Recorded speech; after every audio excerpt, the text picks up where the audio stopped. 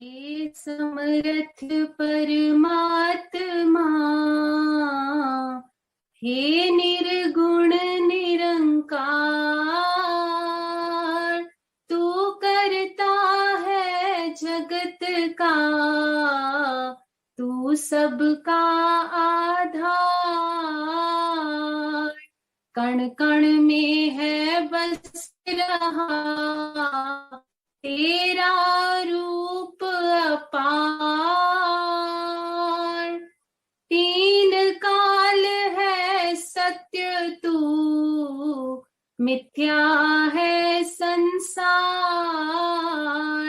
घट घट वासी हे प्रभु, अविनाशी करतार। दया से तेरी हो सभी, भव सागर से पार। निराकार साकार तू, जग के पालनहार। है बेअंत महिमा तेरी, दाता परम्पार। परम पिता परमात्मा, सब तेरी संतान। भला करो सबका प्रभु, सबका हो कल्याण। भला करो सबका प्रभु, सबका हो कल्याण। साथ संगत जी, प्यार से कहना ध्यान निरंकार जी। तो इतने जो भी अभी आज चाहे बालक के रूप में, बुजुर्गों के रूप में, बहनों के, भाइयों के, जिस रूप में भी, चाहे कविता, चाहे वो स्पीच थी और वो चाहे श्लोक बीच में बोले, चाहे गीत भजन थे, तो ये जो भी सारी संगत में हमने आज सुना है, तो यहाँ स्टेज से भी दासी जो बोल रही है वो तो वही भाव जो पहले ये बोल चुके हैं सारे संत, तो उसकी एक्सटेंशन में दासी थोड़े ही शब्दों में इस रूप में आपसे आशीर्वाद के रूप में ये कहना चाह रही है कि जो भी हमने आज सुना कि ये जो आत्मा है उसका इस निरंकार, इस विठल, इस परमात्मा, इस विश्वनाथ से जो भी हमारा रिश्ता है, उसकी पहले तो सबसे पहले बात जो पहचान करनी है कि हम दुनिया में आते हैं, पहले तो शरीर इतने बदल लेती है ये आत्मा कि ये आत्मा अपने आप को शरीर ही मान लेती है। तो जब तक इस मनुष्य योनि में आए हैं तो अपनी असली पहचान करने का ये जो सुनहरा मौका मिला है, इसमें हम अपनी असल पहचान कर लें। और वो पहचान यही है कि हम जिस परमात्मा की अंश हैं उस परमात्मा को देखें तो सही, अपने पिता के दर्शन करें। और भक्ति भी तभी शुरू हो सकती है जब इस परमात्मा के दर्शन हो जाए, और ये दर्शन करने संभव हैं। तो जब ये पहचान हो जाए, हमें अपना जीने का मकसद समझ आ जाए, तो फिर जीते जी भी हम कभी भी ये नहीं चाहेंगे कि जानबूझ के किसी को दुख दे या किसी के रास्तों में कांटे बिछाए, बल्कि मन उस तरह प्रवर्तन हो जाएगा जैसे किसी के हमेशा आंखों से आंसू पोंछने वाला जीवन बन जाएगा। ये उदास होठों को खुशियों द्वारा मुस्कुराहट भरने के जीवन में हम कोशिश करेंगे, प्रयत्न करेंगे। जैसे ये जो तब्दीली होती है, ये तो मन की तब्दीली अपने आप हो जाती है जब इस परमात्मा का एहसास हमारे जीवन में आ जाता है कि वही मन जो पहले सिर्फ चतुर चालाकियों में दूसरों को गिराने के लिए ही इच्छुक रहता था, अब वो मन निंदा भी सुनना पसंद नहीं करता। वो सिर्फ अपने यही कोशिश करता है कि कहीं मनों में आग लगी है तो शीतल वचनों से, अच्छे कर्मों से उस आग को बुझाया जाए। तो जैसे ये जो ट्रांसफॉर्मेशन, ये रिफॉर्मेशन की बात होती है, वैसे विवेकानंद जी ने भी, हम सब ने ये घटना सुनी है कि उन्होंने एक बार कहा कि आई वॉन्ट रिफॉर्मर्स, तो सभी ने अपने हाथ खड़ा कर दिए, पर उन्होंने कहा कि बात पूरी ये है कि I want reformers who can reform themselves, कि किस तरह सिर्फ बात ये नहीं कि हम दुनिया में कोई क्रांति लाएंगे, कोई अच्छे बातें फैलाएंगे, पर सबसे ज़रूरी बात ये है कि सबसे पहले हमें अपने अंदर का बदलना है। चाहे शरीर की खूबसूरती के लिए, चेहरे के निखार के लिए तो हम बहुत यत्न करते हैं, पर हम सारे भक्तों का जीवन देखें तो वो इसलिए नहीं जाने गए क्योंकि वो शारीरिक सुंदरता थी उनमें या कोई अच्छा गाते थे, पर सिर्फ इसलिए क्योंकि वो जो मन में उनके भाव थे, संतों वाले गुण थे उनके जीवन में, उस वजह से ही उनका दर्जा अलग है। चाहे वो रिफॉर्मेशन की जो बात है, उन्होंने पहले अपने, जहाँ वो खुद अगर अंधकार में जी रहे थे, इस प्रभु परमात्मा का ज्ञान होके ये उन्होंने अपने जीवन को ये ट्रांसफॉर्म किया, ये रिफॉर्म किया और उस तरह से फिर से बनाया कि पहले से अधिक सुंदर बनाया और वही सुंदर भाव पूरे जग में फैलाए। और ये भाव तब तक कोई अपने जीवन में नहीं उतार सकता जब तक वो भावों को समझा ना हो, ग्रहण ना किया हो, फिर ही वो जीवन में उतरते हैं। नहीं तो दिखावे के लिए तो थोड़ी देर के लिए कोई भी एक अच्छा इंसान बन सकता है, पर जिंदगी भर अच्छा बनने के लिए तो सिर्फ यही कि निरंकार प्रभु परमात्मा विश्वनाथ ही हमारे अंग संग है, हमारे अंदर है, बाहर है, हमारे सामने वाले इंसान में है, पत्ते पत्ते में है, डाली में है। तो ये पहचान, ऐसे गुणों में हम अगर जिएंगे, अगर मन में करुणा और दया का भाव रखेंगे, तो ही हम उन श्रेणी में, उस संतों वाली श्रेणी में ही माने जाएंगे। कि कबीर जी भी यही कहते थे कि जब तक देह है तब तक देना है।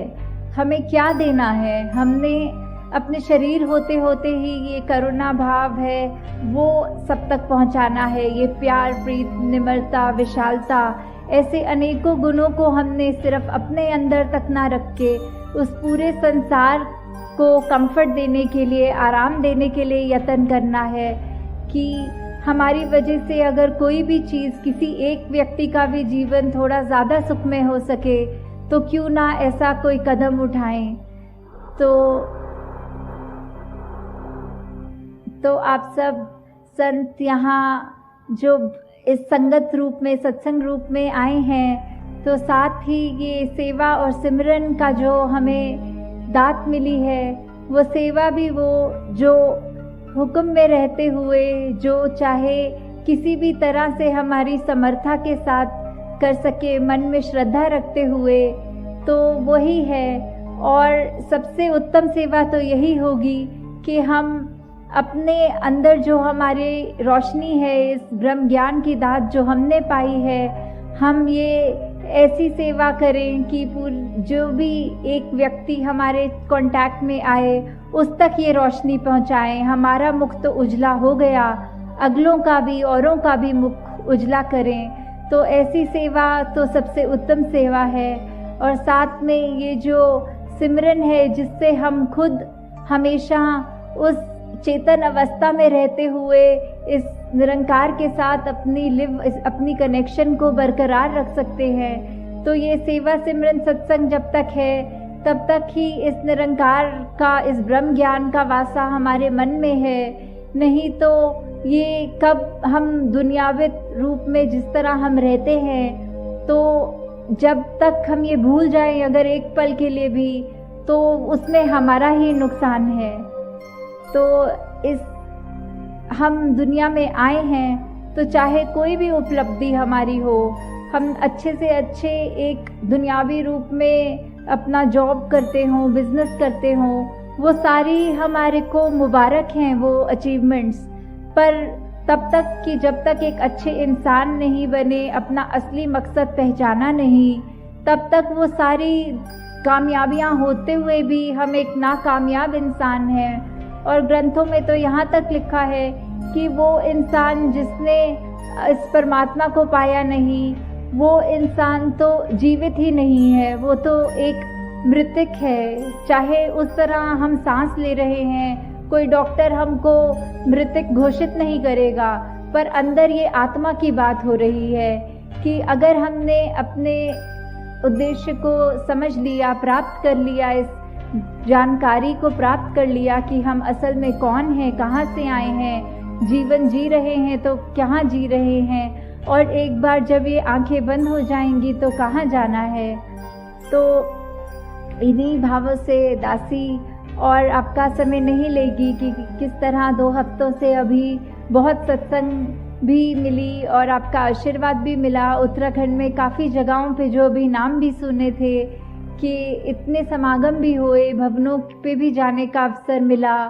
तो अभी भी आगे जहाँ टिहरी और मसूरी की यात्रा है, तो दासी यही अरदास करेगी कि हम सब भी आगे से आगे जहाँ अपने जीवन को तो बढ़ाएं ही, बाकी औरों के भी जीवन में ये रोशनी का काम करें कि किस तरह एक अगर छोटी सी भी हमारी कंट्रीब्यूशन हो किसी के जीवन में सुख पहुंचाए, तो वो हमें करने में सोचना नहीं चाहिए कि हम अगर हैं संतान प्रभु परमात्मा की, ये हम जान चुके हैं, तो ये बात हर एक तक पहुंचाएं कि उनका जीवन भी सफल हो जाए। जिस तरह हमने ये जो शब्द अक्सर हम सुनते हैं कि जीवन में ही मोक्ष प्राप्त कर लिया, ये जीते ही मोक्ष प्राप्त कर लिया, तो ये सिर्फ जब श्वास हैं तब तक ही हो सकता है।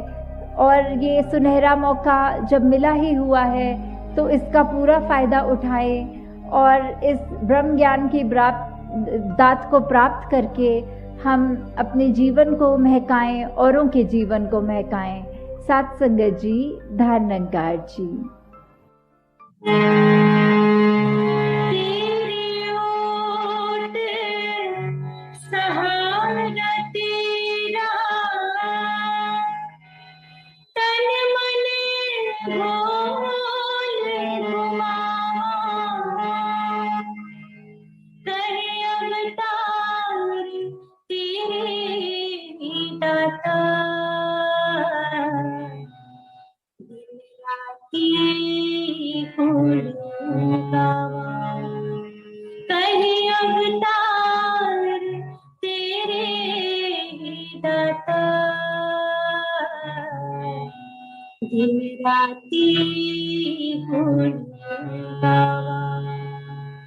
तू ही निरंकार, तू ही निरंकार, तू ही निरंकार, मैं हंसता फुलहार, मैं हंसता फुलहार, तू है दाता बख्शहार, तू है दाता बख्शहार, मेरी अब गुण नाची तार, मेरी अब गुण नाची तार, तू ही निरंकार, तू ही निरंकार, तू ही निरंकार, तू ही निरंकार, तेरा रूप है संसार, तेरा रूप है संसार, सबदा भला करो परिवार, सबदा भला करो परिवार, मेरे अवगुण नाची तार, मेरे अवगुण नाची तार, तू ही निरंकार, तू ही निरंकार, तू ही निरंकार, तू ही निरंकार, मेरा डोले ना इतबार, मेरा डोले ना इतबार, बख्शो शरणा भक्ति प्यार, बख्शो शरणा भक्ति प्यार, करा मैं संता का सत्कार, करा मैं संता का सत्कार, तू ही निरंकार, तू ही निरंकार, तू ही निरंकार, तू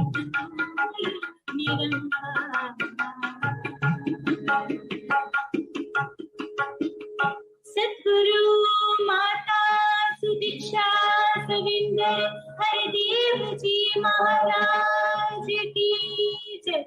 निरंकारी राजमाता गुरुबचन अवतार की जय। सत्संग जी प्यार से कहना, ध्यान निरंकार जी